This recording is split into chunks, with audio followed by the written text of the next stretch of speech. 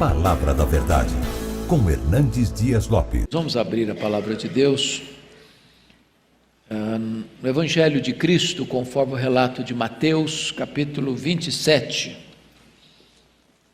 a partir do verso 33 até o verso 56. Mateus 27, 33 a 56. Está escrito assim: E chegando a um lugar chamado Gólgota, que significa lugar da caveira, deram-lhe a beber vinho com fel, mas ele, provando-o, não quis beber. Depois de o crucificarem, repartiram entre si as suas vestes, tirando a sorte, e assentados ali o guardavam. Por cima da sua cabeça puseram escrita a sua acusação: Este é Jesus, o Rei dos Judeus. E foram crucificados com ele 2 ladrões, um à sua direita e outro à sua esquerda. Os que iam passando blasfemavam dele, meneando a cabeça e dizendo: Ó, tu que destróis o santuário e em 3 dias o reedificas, salva-te a ti mesmo, se és filho de Deus, e desce da cruz. De igual modo, os principais sacerdotes, com os escribas e anciãos, escarnecendo, diziam: Salvou os outros e a si mesmo não pode salvar-se. É rei de Israel, desça da cruz e creremos nele. Confiou em Deus, pois venha livrá-lo agora, se de fato lhe quer bem, porque disse: Sou filho de Deus. E os mesmos impropérios lhe diziam também os ladrões que haviam sido crucificados com ele. Desde a hora sexta até a hora nona, houve trevas sobre toda a terra. Por volta da hora nona, clamou Jesus em alta voz, dizendo: Eli, Eli, lama sabachthani, que quer dizer: Deus meu, por que me desamparaste? E alguns dos que ali estavam ouvindo isto diziam: Ele chama por Elias. E logo um deles correu a buscar uma esponja e, tendo-a embebido de vinagre e colocado na ponta de um caniço, deu-lhe a beber. Os outros, porém, diziam: Deixa, vejamos se Elias vem salvá-lo. E Jesus, clamando outra vez com grande voz, entregou o Espírito. Eis que o véu do santuário se rasgou em 2 partes, de alto a baixo, tremeu a terra, fenderam-se as rochas, abriram-se os sepulcros, e muitos corpos de santos que dormiam ressuscitaram. E saindo dos sepulcros, depois da ressurreição de Jesus, entraram na cidade santa e apareceram a muitos. O centurião e os que com ele guardavam a Jesus, vendo o terremoto e tudo o que se passava, ficaram possuídos de grande temor e disseram: Verdadeiramente, este era Filho de Deus. Estavam ali muitas mulheres observando de longe, eram as que vinham seguindo a Jesus desde a Galileia para o servirem. E entre elas estavam Maria Madalena, Maria, mãe de Tiago e de José, e a mulher de Zebedeu. Irmãos, eu quero conversar com vocês hoje sobre o tema: a cruz de Cristo, o maior drama da história. E a primeira declaração que quero fazer é que a cruz de Cristo é pré-histórica. A cruz de Cristo é pré-histórica. Em outras palavras, ela estava incrustada no coração de Deus, mesmo antes de Deus criar os céus e a terra. Eu queria fazer essa afirmação, mas lendo 3 textos, para que você pudesse ter isso com muita clareza na sua mente e no seu coração. Então abra rapidinho, depois você volta, não deixa de ficar marcado aí, Mateus. Vá comigo em primeiro lugar para 1 de Pedro 1, 18 a 20. Primeira carta de Pedro, capítulo 1, verso 18 a 20. Está escrito o seguinte: Sabendo que não foi mediante coisas corruptíveis, como prata ou ouro, que fostes resgatados do vosso fútil procedimento que vossos pais os legaram, mas pelo precioso sangue, como de cordeiro sem defeito e sem mácula, o sangue de Cristo, conhecido com efeito, o sangue de Cristo, antes da fundação do mundo, porém manifestado no fim dos tempos por amor de vós. Em outras palavras, a cruz, o sangue do cordeiro, foi conhecido antes da fundação do mundo. Em outras palavras, isso já estava no plano de Deus, no decreto de Deus, antes de criar o universo. Deus já havia determinado mandar o seu filho para a cruz, para morrer pelos seus pecados. Deus não foi colhido de surpresa. Segundo texto, Apocalipse 13, versículo 8. Está escrito o seguinte: e adorá-lo-ão todos os que habitam sobre a terra. Ele está falando aí do dragão e da besta, aqueles cujos nomes não foram escritos no livro da vida do Cordeiro, que foi morto desde a fundação do mundo. Quando é que o Cordeiro foi morto? Desde a fundação do mundo. Historicamente? Não. Historicamente, ele morreu em Jerusalém há 2000 anos. Mas nos decretos de Deus, nos planos de Deus, isso já havia sido consumado. O que aconteceu no Calvário foi a consumação desse plano eterno, já estabelecido por Deus. Terceiro texto, Atos dos Apóstolos, capítulo 2, verso 23. Por favor, veja comigo. Está escrito o seguinte: Pedro, pregando em Jerusalém, disse: sendo este Jesus entregue pelo determinado desígnio e presciência de Deus, vós o matastes crucificando por mãos de iníquos. Os homens mataram Jesus há 2000 anos com mãos de iníquos, mas Pedro diz que Jesus foi entregue pelo determinado desígnio e presciência de Deus. Então, justifico aqui a minha afirmação: a cruz de Cristo é pré-histórica. Em outras palavras, irmãos, o Calvário não foi um acidente, foi uma agenda, foi um apontamento divino, foi um decreto divino, foi um plano eterno. Jesus veio para morrer. A morte dele não foi um acidente, nem a ressurreição dele foi uma surpresa.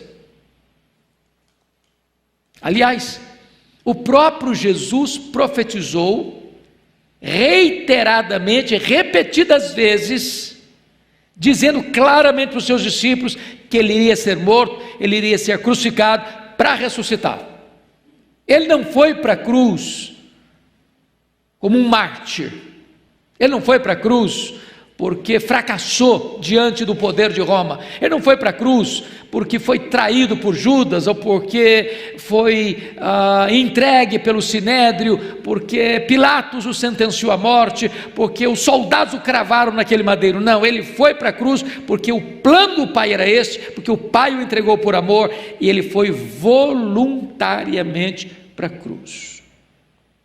Então, é importante entender que o Calvário, de fato, é o maior drama da história, porque lá na cruz, duas verdades gloriosas aconteceram. Primeiro, ali foi o palco da justiça de Deus. Ali Deus puniu exemplarmente, completamente, exaustivamente e totalmente os nossos pecados. Não em nós, no seu Filho. A Bíblia chegou a dizer que Deus agradou moer o seu Filho, que Deus lançou sobre o seu Filho as nossas iniquidades, os nossos pecados. Isso foi um ato de Deus. Ali Deus exerce a sua justiça, porque o salário do pecado é a morte. Para que Deus não aplicasse esse golpe da lei em nós, pelos nossos pecados, e merecíamos a morte, Deus então manda o seu Filho como nosso substituto e aplica no seu Filho o golpe que deveria aplicar em nós, satisfazendo plenamente a sua justiça. Mas a cruz é outro palco, não só da justiça de Deus, mas a cruz é o palco mais eloquente do amor de Deus, porque notem vocês que a Bíblia diz que Deus não poupou o seu próprio Filho, antes por todos nós o entregou. Qual a motivação de Deus? Porque Deus amou o mundo de tal maneira que deu o seu Filho unigênito. Então, se você quer saber qual foi a causa da cruz, foi o amor de Deus por você. Por que Cristo morreu? Ele morreu pelos seus pecados. Bom, dito isso, irmãos, eu gostaria que nós pudéssemos então olhar essa cena do Calvário. Então vamos olhar o drama da cruz. Primeiramente, as acusações contra Jesus na cruz. Se você notou o registro bíblico que nós lemos, você vai encontrar que Jesus foi acusado pelo Estado e Jesus foi acusado pela religião. As duas frentes se unem para acusarem a Jesus. O povo amotinado e insuflado pediu sua condenação. Chamaram testemunhas, ele foi acusado, ele foi julgado, ele foi sentenciado, ele foi condenado à pena de morte. Mas diz o texto bíblico que as acusações eram falsas, que as testemunhas foram subornadas e que a sua condenação foi um dos mais perversos erros judiciais da história. De que ele foi acusado? Primeiro, confira comigo, verso 37, olha o que está escrito aí: por cima da sua cabeça puseram escrita a sua acusação. Aquela placa, aquela tabuleta de madeira que foi pregada sobre a cabeça de Jesus na cruz, não era nada menos do que a acusação contra ele. Em outras palavras, é por isso que ele está morrendo. Ele se fez rei, e como Israel estava debaixo do domínio de Roma, quem se fizesse rei estava conspirando contra César. Era uma insubordinação, era uma rebelião, era uma conspiração contra o governo de Roma. E então fazem questão de dizer que ele foi crucificado porque ele foi acusado de se fazer rei. E se vocês notaram, esta acusação, ela foi grafada, segundo os outros evangelistas, na língua hebraica, na língua grega e no latim. E significa o hebraico a língua da religião, o grego a língua da filosofia e o latim a língua da lei romana. Em outras palavras, a religião, a filosofia e a lei se unem para acusarem Jesus, para matarem Jesus. Que outra acusação teceram contra ele? Olha comigo o versículo 40, a parte B do versículo 40. Ó tu que destróis o santuário e em 3 dias o reedificas, salva-te a ti mesmo, se és filho de Deus, desça da cruz. Preste atenção que o ponto aqui da acusação é que ele se apresenta como filho de Deus.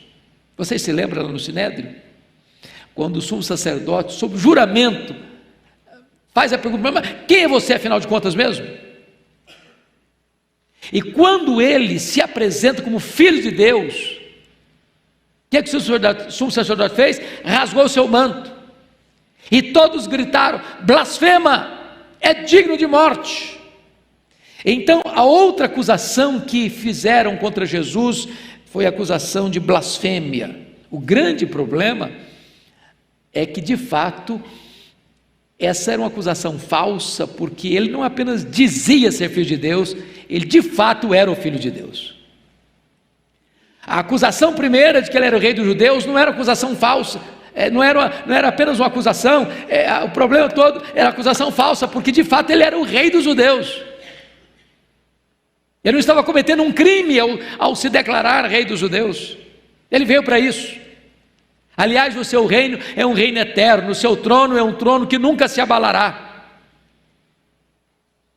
Terceira acusação contra ele, está no versículo 40, parte primeira do verso. Ó tu que destróis o santuário em 3 dias, o reedificas. Eles chamam Jesus aí de quê? De impostor.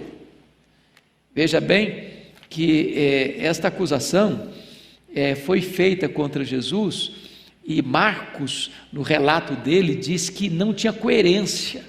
Quando as testemunhas disseram, não, nós ouvimos esse camarada falar aí, que ele destrói o santuário e o reconstrói em 3 dias. E está escrito lá em Marcos 14, 49, que não tinha sentido, não tinha nexo o que eles estavam falando. Mas vejam vocês, que agora as autoridades judaicas não querem saber se não tem nexo. Eles estão aproveitando o momento para espalhar esse fake news, essa notícia falsa, que não tem nexo, que não tem sentido, que não tem propósito, porque obviamente Jesus não está falando do santuário que levou 46 anos para ser construído por Herodes o Grande, está falando do seu próprio corpo, que vai morrer, que vai ser sepultado, mas que no 3º dia vai se erguer do túmulo um corpo de glória. Mas em 4º lugar, irmãos, eles acusam Jesus de ser o Salvador. Olha o versículo 42, salvou os outros, a si mesmo não pode salvar-se, é rei de Israel, desça da cruz e creremos nele. Ou seja, eles estão acusando Jesus de ter salvado muita gente, mas agora não tem poder para salvar a si mesmo. Estão dizendo que Jesus é um impostor, impotente, fracassado, derrotado, que teve muito poder enquanto estava ajudando os outros, mas quando se trata de socorrer ele mesmo, ele não tinha esse poder, ele não tinha essa capacidade de descer daquela cruz, de manifestar milagre ali diante deles. Mas notem mais, Jesus foi acusado de usar indevidamente o nome de Deus. Olha o verso 43 comigo. Confiou em Deus, pois venha livrá-lo agora, se de fato lhe quer bem, porque disse só o Filho de Deus. Olha a ideia que eles tinham de Jesus, de um embusteiro, de alguém que se põe numa posição que ele não tem direito de usá-la. Aliás, olha o versículo 63 comigo. Disseram-lhe, Senhor, lembramo-nos de que aquele embusteiro, enquanto vivia, disse, depois de 3 dias ressuscitarei. Ou seja, eles acusam Jesus de ser um embusteiro, um enganador. Todas essas acusações foram levantadas contra Jesus no drama do Calvário, no drama da cruz. Vamos ver agora em segundo lugar, irmãos, o drama da cruz, o desamparo de Jesus naquela cruz. Por quem Jesus foi desamparado? Em primeiro lugar, olha o verso 39 comigo. Foi desamparado pelo povo. Os que iam passando blasfemavam dele, meneando a cabeça, dizendo. Preste bem atenção, porque via de regra nós temos a ideia do Calvário como um monte muito alto, né? Toda fotografia que você já viu do Calvário é um monte. Se você ler os 4 evangelhos, você não vai encontrar a palavra monte, nenhum deles. Alguns dizem que Calvário, lugar da caveira, que a palavra lugar poderia ser traduzida por monte, mas a ideia não era essa, não era de um lugar distante do povo, não. Roma crucificava as pessoas, era no caminho onde as pessoas passavam, onde transitava a gente, onde fluía gente, para lá e para cá, para lá e para cá. O que está escrito no texto? 39. Os que iam passando. Você se lembra que é a festa da Páscoa, a cidade de Jerusalém está quintuplicadamente povoada, gente passando, para lá e para cá, e olhando, na beira da estrada. O que estão fazendo? Meneando a cabeça, fracassado, derrotado, sofrendo as consequências das suas loucuras. Ele está sendo escarnecido pelo povo, talvez o povo que viu seus milagres, talvez o povo que recebeu benefícios dos seus milagres, abandonado pelo povo. Segundo, Jesus foi desamparado pelos líderes. Olha o verso 41 comigo. De igual modo, os principais sacerdotes, com os escribas e anciãos, escarneciam. Agora não é o povo, agora é a liderança religiosa, é a nata religiosa. Aliás, os mesmos que costuraram toda a conspiração contra Jesus para prendê-lo, que perseguiram Jesus ao longo dos seus 3 anos de ministério, estão agora também desamparando o Filho de Deus, escarnecendo e zombando dele. Terceiro, Jesus foi desamparado também pelos ladrões que foram crucificados com ele. Olha o verso 44 comigo. Você pode ler o 44? Vamos juntos? E os mesmos impropérios lhe diziam também os ladrões que haviam sido crucificados com ele. Preste atenção que Lucas, ao relatar esse episódio, diz que um desses ladrões, que estava do lado direito de Jesus, num dado momento que nós não sabemos precisar qual, mudou o coração, se arrependeu e foi salvo. Mas o que Mateus relata é que no começo, também o ladrão que está do lado direito, está fazendo o que com Jesus? Falando o que? Impropérios. Impropérios. Isso é magnífico, irmãos. É muito provável que esse homem da direita, quando começa a ouvir Jesus na cruz, e a primeira palavra de Jesus qual foi? Pai, perdoa-lhes, porque não sabem o que fazem. O coração dele foi quebrado, porque a segunda palavra de Jesus na cruz foi para ele. Quando ele diz: Senhor, lembra-te de mim quando vieres do teu reino, em verdade de que hoje mesmo estarás comigo no paraíso. A gente não pode desistir de esperar a conversão de uma pessoa, ainda que no finalzinho da vida. A gente não pode desistir de esperar a conversão de uma pessoa, mesmo que ela tenha vivido a vida inteira na contramão da vontade de Deus. Mas ainda, irmãos, notem comigo o desamparo de Jesus, e esse talvez seja o mais significativo. Ele foi desamparado pelo próprio Pai. Olha o verso 46 comigo. Por volta da hora 9, clamou Jesus em alta voz, dizendo: Eli, Eli, lama sabachthani, que quer dizer: Deus meu, por que me desamparaste? Irmãos, vamos entender um pouquinho aqui. Algumas pessoas não conseguem entender como é que o pai desamparou o filho. E note que aqui Jesus não chama Deus de pai. Meu Deus, por que me desamparaste? O que está acontecendo aqui para ele ser desamparado? É que, na verdade, se você não entender essa verdade gloriosa do cristianismo, você não entendeu o núcleo do cristianismo. Nós chamamos isso de doutrina da expiação. E aqui Jesus está ocupando um papel de substituto, de fiador, de representante. De tal maneira que a linguagem de Isaías 53 se cumpre como que literalmente aqui.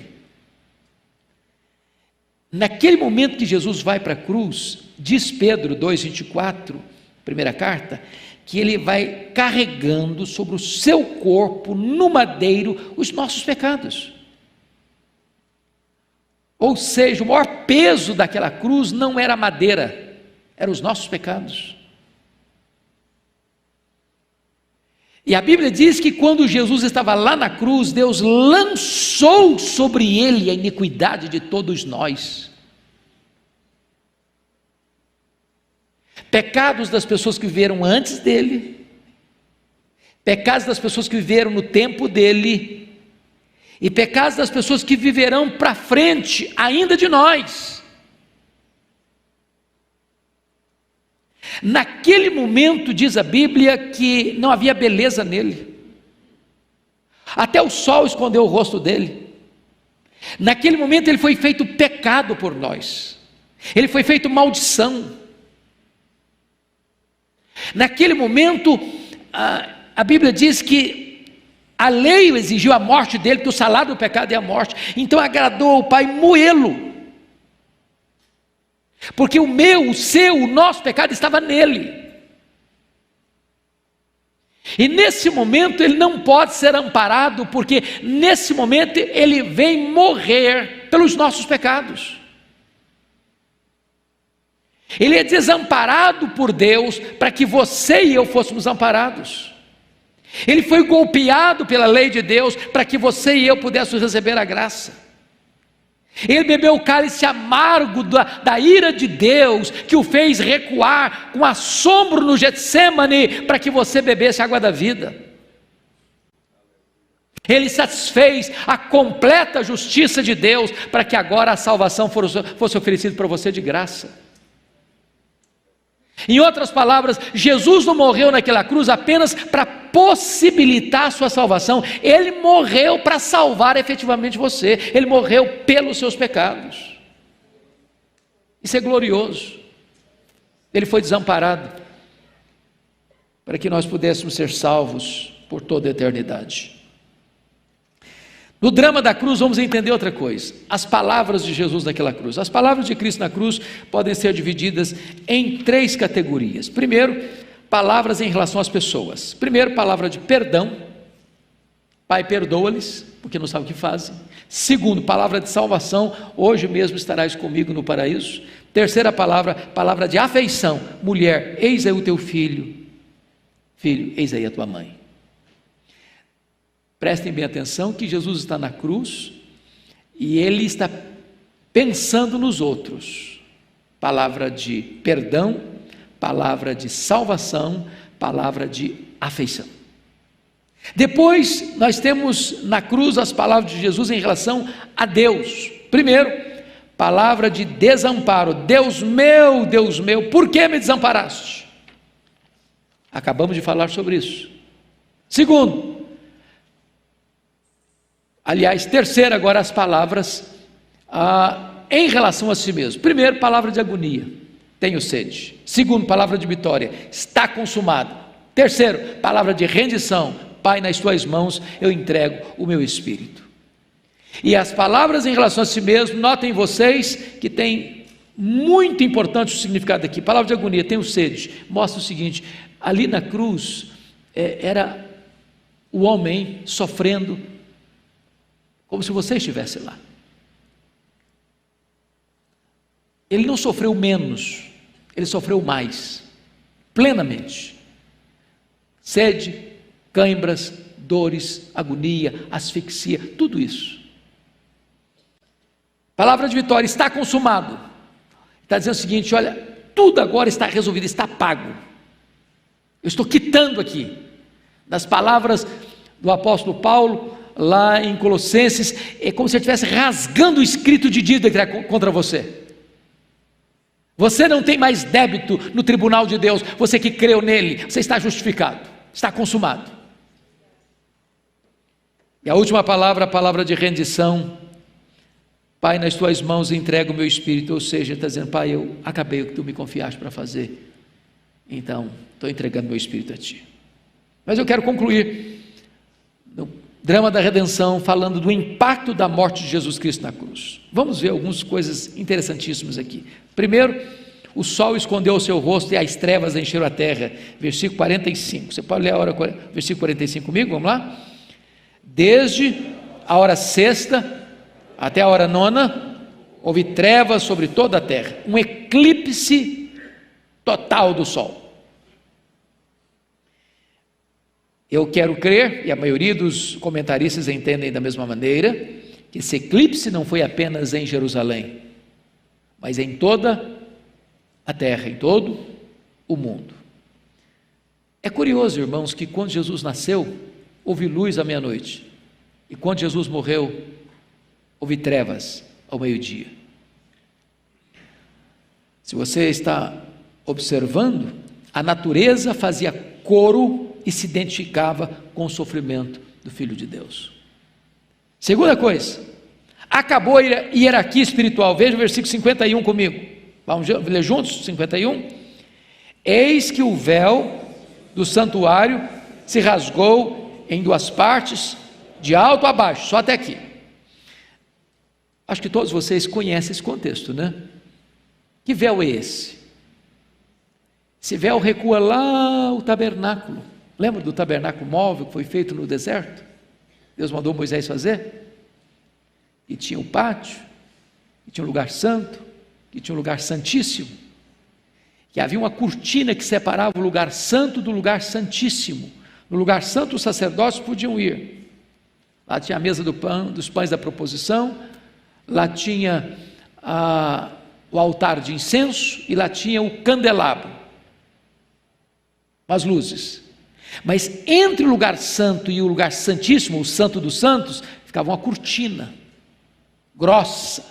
Só o sumo sacerdote podia entrar para além daquela cortina, onde ficava a arca da aliança, uma vez por ano, para fazer expiação pelos pecados do povo. Quando essa cortina parte, não de baixo para cima, mas de cima para baixo, está dizendo o seguinte: acabou o sistema judaico, acabou a matança de cordeiro, acabou a necessidade de você precisar ir a um sacerdote para que esse sacerdote represente você diante de Deus. Acabou agora qualquer mediação humana na sua relação com Deus. O véu foi rasgado de alto a baixo, significa o seguinte: todos nós agora temos livre acesso à presença de Deus. Todos nós fomos constituídos em sacerdotes, que temos livre acesso à presença de Deus. Louvado seja o Senhor. Que verdade bendita. Resultado da morte do Senhor Jesus Cristo. Mas em terceiro lugar, irmãos, versículo 51b diz que tremeu a terra, e em outras palavras, abalou e mudou as estruturas engessadas. Você se lembra que quando a lei foi dada, o Monte Sinai tremeu também, mas quando Jesus morreu, tremeu a terra. É um abalo sísmico, e isso revela para nós, meus amados irmãos, que com a morte de Cristo, toda a estrutura que parecia sólida é abalada, é afetada por este glorioso evento da morte de Cristo. Estruturas políticas, estruturas econômicas, estruturas sociais, estruturas morais, estruturas religiosas, estruturas espirituais, tudo isso foi abalado por este maior acontecimento da história, a morte de Jesus Cristo naquela cruz. Quarto, destruiu a dureza das pedras, porque o verso 51 termina dizendo o seguinte: e fenderam-se as rochas. Não apenas rochas, mas os homens pedra também foram abalados. E eu acho isso glorioso, porque agora você vê a conversão de um Saulo de Tarso, violento. Agora você vê a conversão de um Agostinho de Hipona, devasso. Agora você vê a conversão de um Martinho Lutero, religioso idólatra. Agora você vê as pessoas menos prováveis se rendendo aos pés do Salvador, e a dureza do coração do homem é quebrada, como aquelas rochas se fenderam no dia que ele morreu na cruz do Calvário.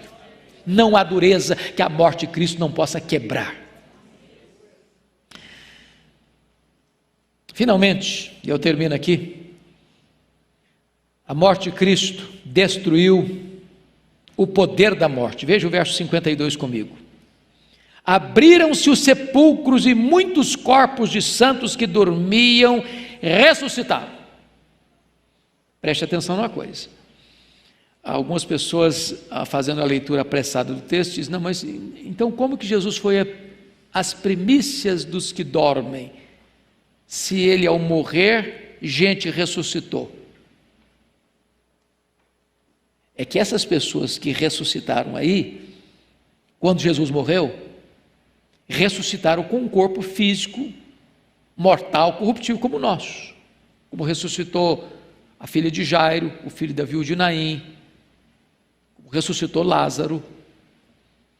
Essas pessoas que ressuscitaram voltaram a morrer. Elas ressuscitaram com um corpo igual o nosso aqui. Jesus foi o primeiro que ressuscitou com um corpo de glória. Por isso ele é a primícia dos que dormem. Ele é o primeiro da fila. Nós teremos no dia da ressurreição um corpo semelhante ao corpo da sua glória. Mas quando Jesus morre e os mortos ressuscitam, ele está dando um recado, ele está dando uma mensagem. E a mensagem é essa: a morte não tem mais a última palavra. A morte não tem mais poder sobre nós.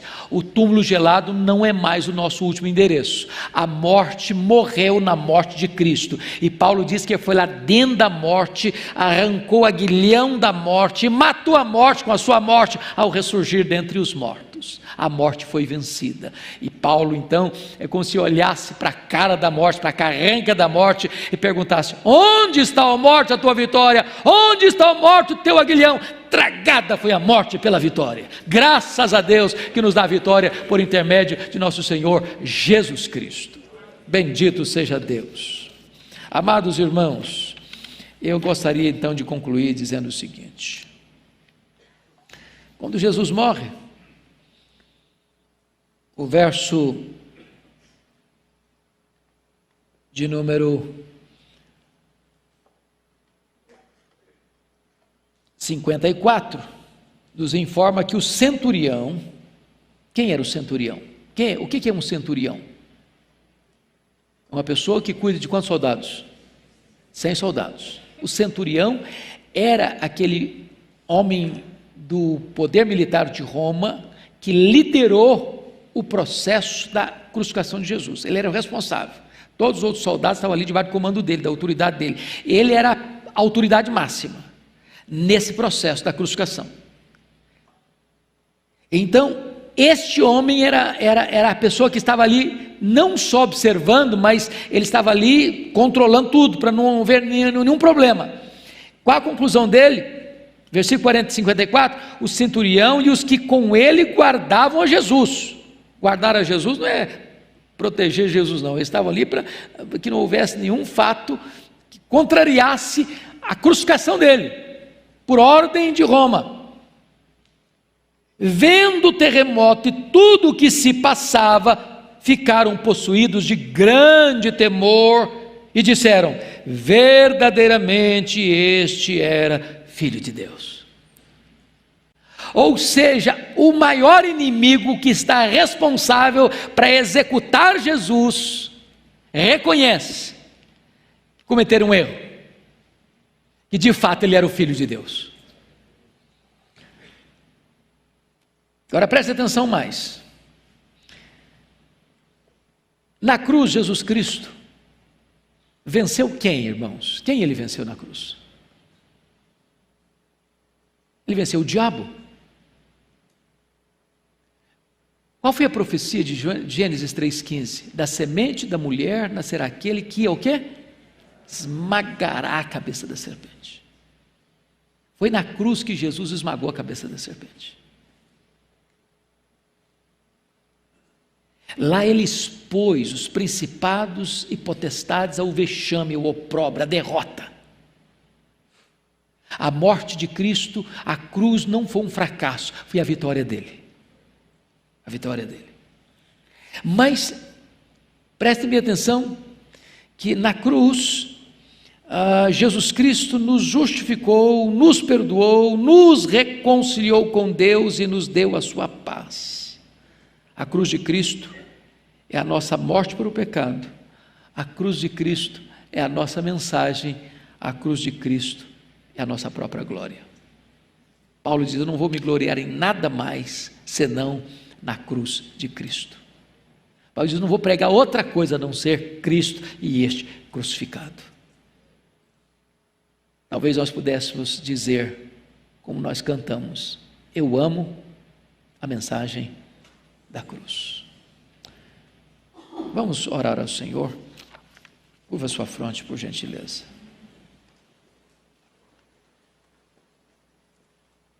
Ó Deus, o que nós te pedimos nesta noite é que tu abras os olhos da nossa alma, para nós entendermos a enormidade do teu amor por nós. As palavras mais eloquentes não seriam suficientes para descrever este amor, porque tu planejaste isto lá antes de tu criares os céus e a terra. A cruz nunca se afastou dos teus olhos, do teu coração. Mesmo com a rebeldia, mesmo com a desobediência, mesmo com a dureza do nosso coração, tu mantiveste o teu plano, sem mudar uma vírgula. E então a tua palavra diz que na plenitude dos tempos Jesus Cristo veio, nascido de mulher, nascido sob a lei, e ele nasceu para morrer. Ele nasceu como cordeiro que tira o pecado do mundo, cordeiro que foi morto, mas está vivo pelos séculos dos séculos. Ó meu Deus, não deixe que o nosso coração se afaste da mensagem da cruz, não deixe que os nossos olhos se percam nos brilhos deste mundo, sem deixar de olhar para a cruz. Ali está a nossa vitória, ali está o nosso triunfo, ali está a nossa esperança, ali está a nossa própria glória, ali está a nossa mensagem, ali está a razão da nossa vida, porque foi naquela cruz que ele verteu o seu sangue para nos limpar do pecado e nos reconciliar contigo.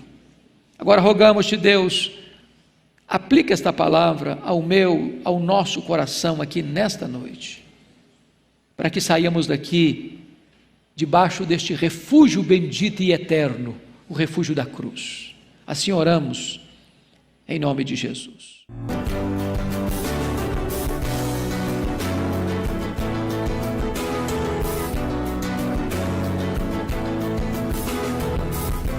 Palavra da Verdade, com Hernandes Dias Lopes.